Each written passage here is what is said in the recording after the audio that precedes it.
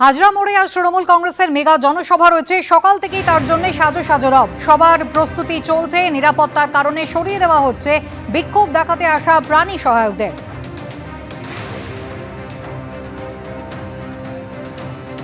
গতকালের ঘটনার প্রতিবাদে মমতা বন্দ্যোপাধ্যায় যাদবপুর এডবি থেকে আজকে মিছিলে হাঁটতে শুরু করবেন এবং সেই মিছিল শেষ হবে এসে হাজরাতেই আজকে তৃণমূল কংগ্রেসের মেগা জনসভা। আর তার আগে প্রাণী সহায়করা যারা আজকে বিক্ষোভ দেখাতে এসেছিলেন, পুলিশ তাদের টেনে হিঁচড়ে সরিয়ে দিচ্ছে। সরাসরি সন্দীপ সরকার রয়েছেন আমাদের সঙ্গে এই মুহূর্তে। সন্দীপ, দেখো, আজকে আমরা জানি যে তৃণমূল কংগ্রেসের মেগা র্যালি, এই র্যালি যাদবপুর এডবি স্ট্যান্ড থেকে শুরু হয়ে টালিগঞ্জ রাসবিহারী হয়ে হাজরায় পৌঁছানোর কথা এবং হাজরায় তৃণমূলের জনসভা রয়েছে। আর তার আগে এখানে প্রাণী সম্পদ বিকাশ দপ্তরের অধীনে কর্মরত যারা প্রাণী সহায়করা রয়েছেন তাদের একটি বিক্ষোভ কর্মসূচি ছিল। যে বিক্ষোভ কর্মসূচি তাদের দাবি বেতন সংক্রান্ত, যে তাদের যে সম্মান ভাতা হিসেবে যেটা দেওয়া হয়, উৎসাহ ভাতা দেওয়া হয়, সেই উৎসাহ ভাতার টাকা অতি নগণ্য এবং তাদের একটা নির্দিষ্ট মাস মাইনা করতে হবে। এই দাবিতে আজকে হাজরা মোড় থেকে মিছিল করে মুখ্যমন্ত্রীর কালীঘাটের বাড়ির দিকে যাওয়ার কথা ছিল তাদের মিছিল শুরু করার আগেই এখানে পুলিশ আটকে দেয়। তুমি দেখতে পাবে এখনও বহু প্রাণী সহায়ক তারা জড়ো হয়ে রয়েছেন। অনেককে ইতিমধ্যেই আটক করা হয়েছে, করে তাদেরকে লালবাজারে সেন্ট্রাল লকআপে নিয়ে যাওয়া হয়েছে।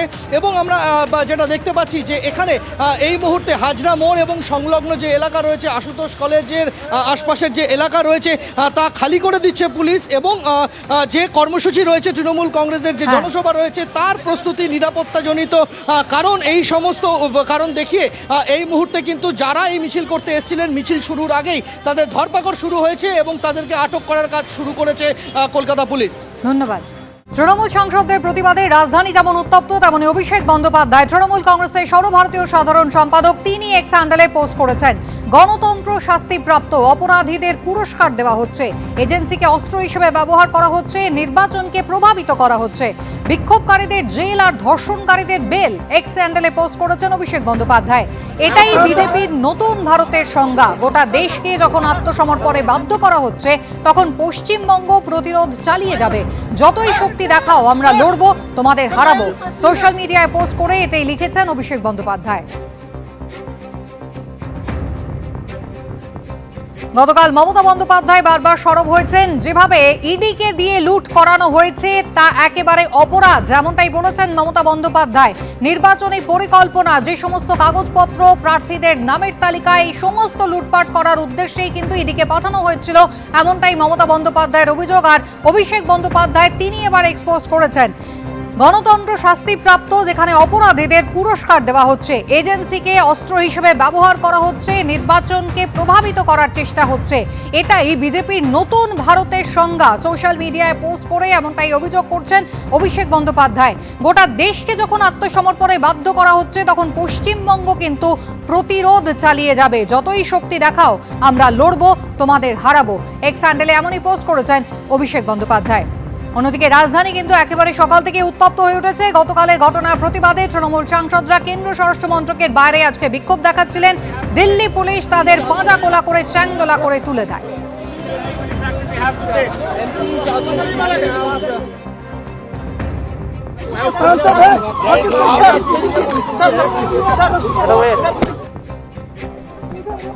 বিজেপির এই হলো নতুন ভারতের সংজ্ঞা। গোটা দেশকে আত্মসমর্পণে যখন বাধ্য করা হচ্ছে, পশ্চিমবঙ্গ কিন্তু প্রতিরোধ চালিয়ে যাবে। শক্তি যতই দেখানো হোক না কেন, তারা লড়ে যাবেন। অভিষেক বন্দ্যোপাধ্যায় সোশ্যাল মিডিয়ায় পোস্ট করে জানিয়েছেন। গতকালই মমতা বন্দ্যোপাধ্যায় কিন্তু জানিয়েছেন, ইডি যেভাবে হস্তক্ষেপ করেছে, যেভাবে লুটপাট চালিয়েছে, তাতে এফআইআর করা হবে। ইতিমধ্যেই আপনারা জানেন, জোড়া মামলা কিন্তু দায়ের হয়েছে।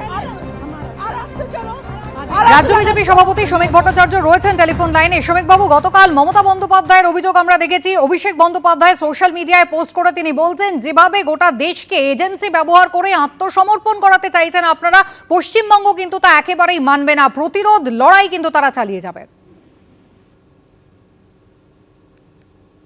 দেখুন, পুলিশ আর সিআইডি কে যেভাবে পশ্চিমবঙ্গে ব্যবহার করে বিরোধী রাজনৈতিক জেলা নেতাদের বিরুদ্ধে মিথ্যা মামলা দায়ের করে, এমনকি এনডিপিসির কেস পর্যন্ত দিয়ে তাদের দীর্ঘদিন জেলে আটকে রাখা হয়, এই দৃষ্টান্ত কিন্তু পশ্চিমবঙ্গের বাইরে অন্য কোথাও নেই।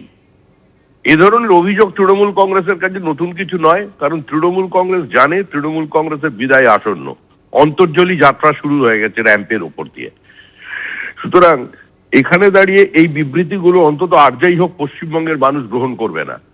একটা রাজনৈতিক দল কোনো দলের গর্ভ থেকে জন্ম না নিয়ে, মতাদর্শের সঙ্গে কোনো সমঝোতা না করে, কারোর কাছে আত্মসমর্পণ এর রাস্তায় না হেঁটে একার শক্তিতে দুই থেকে আজকে এই অবস্থায় এসে পৌঁছেছে। এই অভিযোগ বিরোধীরা হরিয়ানা নির্বাচনের আগেও করেছিল, দিল্লির নির্বাচনের আগেও প্রতিহিংসার কথা বলেছিল। বলা হয়েছিল মিথ্যা মামলায় অরবিন্দ কেজরিওয়ালকে গ্রেপ্তার করা হয়েছে, কিন্তু অরবিন্দ কেজরিওয়াল নিজের নির্বাচনী কেন্দ্রেও পরাজিত হয়েছেন। গঙ্গোত্রী থেকে গঙ্গাসাগর বিজেপির সরকার হবে। তৃণমূল কংগ্রেসের কথা মানুষ শুনেছে, শুনে সারা রাত বিনিদ্র রজনী যাপন করেও তারা তৃণমূলের ব্যবস্থাটা ঠিক গড়ে উঠতে পারেনি। তাই এখন মানুষ তাদের প্রত্যাখ্যান করছে হতাশা থেকে। আজকে তৃণমূল এ ধরনের বিবৃতি দিচ্ছে এবং গতকাল মুখ্যমন্ত্রী যে দৃষ্টান্ত স্থাপন করেছেন, আমার মনে হয় স্বাধীন ভারতের ইতিহাসে এ ধরনের ঘটনা কোনো মুখ্যমন্ত্রী করতে পারেন, এটা দেখেও কিন্তু পশ্চিমবঙ্গের মানুষ আশ্চর্য হয়েছে এবং সারা দেশে সামনে পশ্চিমবঙ্গের ফেস লস হয়ে গেছে। তো তৃণমূল চলে যাচ্ছে, চলে যাবে, এটাই শেষ কথা। ধন্যবাদ। এবিপি আনন্দ, এগিয়ে থাকে, এগিয়ে রাখে।